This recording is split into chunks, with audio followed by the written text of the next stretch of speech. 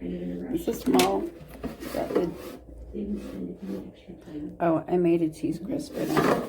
And it has the divider here.